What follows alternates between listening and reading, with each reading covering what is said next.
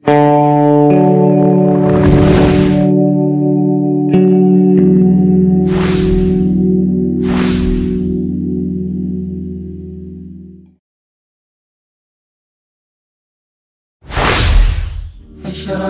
نفسي بنور من فؤادي. Sejarah perjalanan kehidupan bernegara di Indonesia mencatat satu babak perebutan memaknai Pancasila antar berbagai kelompok ideologi di Indonesia.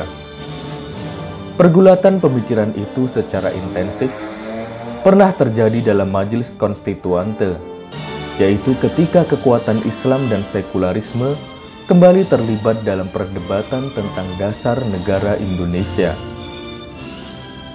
Di Majelis Konstituante itu pula, kekuatan komunis pernah menggunakan Pancasila untuk memuluskan penerapan ideologi komunisme di Indonesia. Dalam pidatonya di Majelis Konstituante, tokoh Islam Kasman Singodimedjo banyak mengkritisi pandangan dan sikap PKI, Partai Komunis Indonesia, terhadap Pancasila. Kasman menilai, PKI hanya membonceng Pancasila untuk kemudian diubah sesuai paham dan ideologi komunisme. Ketika itu, PKI bermaksud mengubah sila ketuhanan yang Maha Esa menjadi kebebasan beragama. Termasuk dalam cakupan kebebasan beragama adalah kebebasan untuk tidak beragama. Kasman mengingatkan, soko guru dari Pancasila adalah ketuhanan yang Maha Esa, dan Tuhan telah memiliki peraturan-peraturan yang bagi umat manusia lazimnya dinamakan agama. PKI dan komunis pada umumnya dan pada dasarnya justru anti Tuhan dan anti agama. Kasman juga mengkritik ucapan Nyoto dari PKI pada sidang konstituante 28 November 1957. Nyoto menyatakan Pancasila itu bersegi banyak dan berpihak kemana-mana. Kasman berkomentar, itu artinya dan menurut kehendak dan tafsiran PKI bahwa Pancasila itu dapat dan boleh saja bersegi ateis dan politeis, pun dapat atau boleh saja berpihak ke syaitan dan neraka. Memang, Insinyur Sakirman, tokoh PKI, pernah berpidato dalam Majelis Konstituante dengan menyebutkan adanya rumusan sila kelima yang diajukan Bung Karno pada 1 Juni 1945 yang berbeda dengan rumusan Risalah Sidang BPU PKI, yaitu ketuhanan yang berkebudayaan atau ketuhanan yang berbudi luhur atau ketuhanan yang hormat menghormati satu sama lain. Sakirman juga mengakui bahwa PKI memang menginginkan agar sila ketuhanan yang Maha Esa diganti dengan sila kemerdekaan beragama dan berkeyakinan hidup. Fakta komunisme. Perjuangan melawan komunisme dalam sejarah perjuangan umat Islam bisa dikatakan telah mendarah daging di berbagai penjuru dunia. Sebab kekejaman komunisme di berbagai belahan dunia telah terbukti adanya. Di Indonesia, salah seorang sastrawan terkemuka yang aktif melawan komunisme sejak zaman Orde Lama hingga kini adalah Taufik Ismail. Taufik mengaku risau dengan generasi muda yang tidak lagi mengenal hakikat dan kekejaman kaum komunis. Dalam sebuah buku saku berjudul 3 Dusta Raksasa Palu Arit Indonesia, Jejak Sebuah Ideologi Bangkrut di Pentas Jagat Raya, Taufik menyajikan data yang menarik.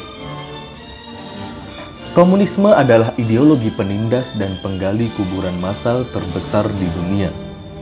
Dalam mengeliminasi lawan politik, kaum komunis telah membantai 120 juta manusia dari tahun 1917 hingga 1991.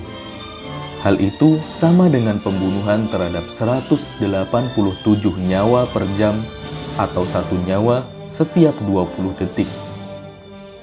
Hal itu dilakukan selama 3/4 abad, sekitar 75 tahun di 76 negara. Karl Marx pernah berkata, bila waktu kita tiba, kita tak akan menutup-nutupi terorisme kita.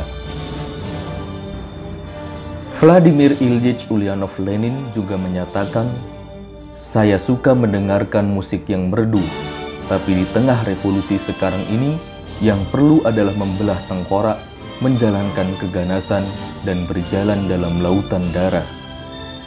Satu lagi tulisannya, "Tidak jadi soal bila 3/4 penduduk dunia habis, asal yang tinggal 1/4 itu adalah komunis." Untuk melaksanakan komunisme, kita tidak gentar berjalan di atas mayat 30 juta orang. Lenin bukan menggertak sambal. Semasa berkuasa, 1917 hingga 1923, dia membantai 1,5 juta bangsanya sendiri. Dilanjutkan Joseph Stalin 1925-1953 yang menjagal 46 juta orang. Ditiru oleh Mao Zedong Republik Rakyat Cina 50 juta orang pada 1947 hingga 1976. Pol Pot Kamboja 2,5 juta jiwa 1975 hingga 1979, dan Najibullah Afghanistan 1,5 juta nyawa pada 1978 hingga 1987. Sudah sepatutnya bangsa Indonesia mau belajar dari sejarah. Ketika agama dibuang, Tuhan disingkirkan. Jadilah manusia laksana binatang. Anehnya, kini ada yang mulai berkampanye tentang perlunya kebebasan beragama harus mencakup juga kebebasan untuk tidak beragama. Dalam kondisi seperti ini, Islam dan kekuatan anti-komunisme lainnya diharapkan memainkan perannya yang signifikan. Jangan sampai elit-elit muslim lupa diri, sibuk memikirkan kepentingan diri dan kelompoknya, sibuk saling caci, tanpa sadar komunisme dalam kemasan baru semakin mendapat simpati masyarakat. Nauzubillah min dzalik. أشرقت نفسي بنور من فؤادي